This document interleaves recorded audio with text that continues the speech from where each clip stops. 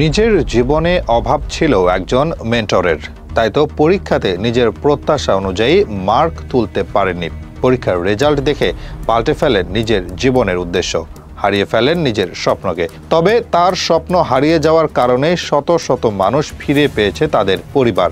নিজের জীবনের দুঃখ দুর্দশা আড়ালে রেখেই তুলে ধরেছেন মানুষের জীবনের দুঃখ দুর্দশার কথা বলছিলাম আরজে কিবরিয়া সম্পর্কে, যার পুরো নাম গোলাম কিবরিয়া সরকার, কিন্তু তিনি দেশের মানুষের কাছে আরজে কিবরিয়া নামে বেশি পরিচিত।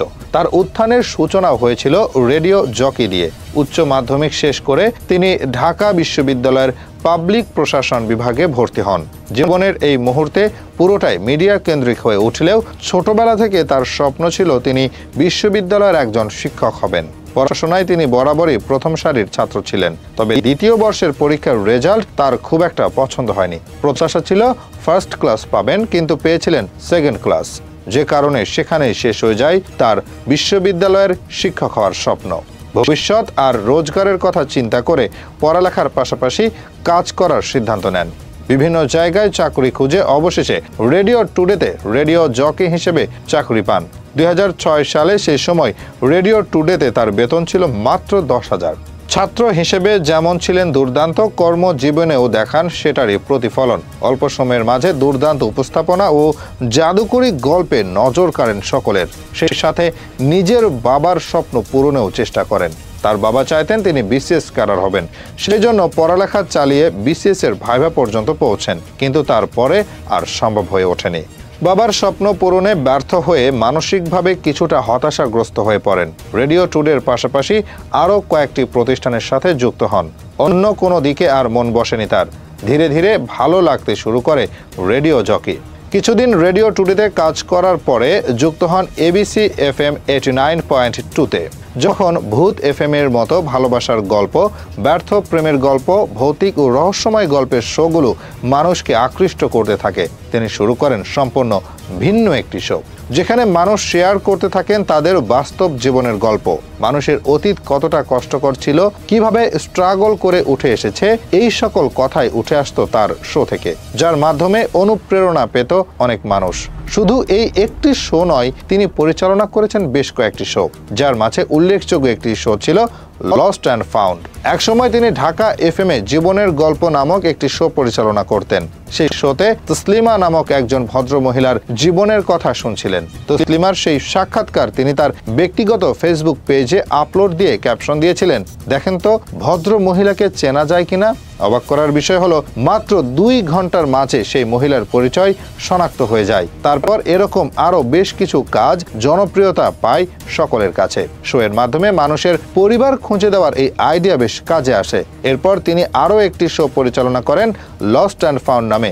এর বাইরেও তিনি হ্যালো 89.2, আপন ঠিকানা, জীবনের গল্প, যাহা বলিব সত্য বলিব, কখনো সিক্রেটের মতো বেশ কিছু জনপ্রিয় শো পরিচালনা করেন।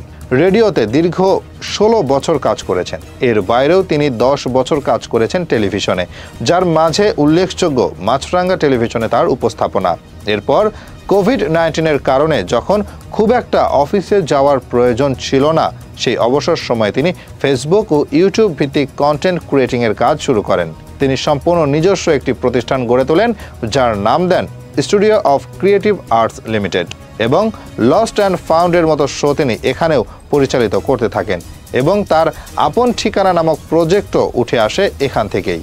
তার এই শো এর মাধ্যমে শত শত স্বজন হারানো পরিবার তার স্বজনদের ফিরে পেয়েছে। স্বজন হারিয়ে কান্নায় ভেঙে পড়া পরিবারের মুখে তিনি হাসি ফুটিয়েছেন। যে মানুষটা সকলের হাসি ফুটাতে ব্যস্ত, দিন শেষে তার কাছেই ছিল না হাসির কারণ। পরিবারের চলছিল নানা দিক থেকে অশান্তি, বিশেষ করে স্ত্রীর সাথে মায়ের খুব একটা ভালো সম্পর্ক না থাকায় স্ত্রীর জন্য মায়ের কাছ থেকেও দূরে থাকতে হয়েছে তাকে। শত শত অশান্তির মাঝেও তার মুখে হাসির কারণ হয়ে এসেছিল কন্যা সন্তান। 2023 সালে সন্তান ও স্ত্রী নিয়ে কক্সবাজারে বেড়াতে যান তিনি। তখন অভ্যন্তরীণ কোনো এক কারণে তার সন্তানের গায়ে হাত তুলে তার স্ত্রী। সেই সময় স্ত্রীকে বাধা দিতে গেলে তার স্ত্রীর আগ্রাসনের শিকার হন তিনি নিজেও। 999-এ কল দিয়ে প্রশাসনিক সাহায্যের মাধ্যমে উদ্ধার হন তিনি। এরপর স্ত্রীর বিরুদ্ধে কক্সবাজার সদর মডেল থানায় একটি সাধারণ ডায়েরি দায়ের করেন।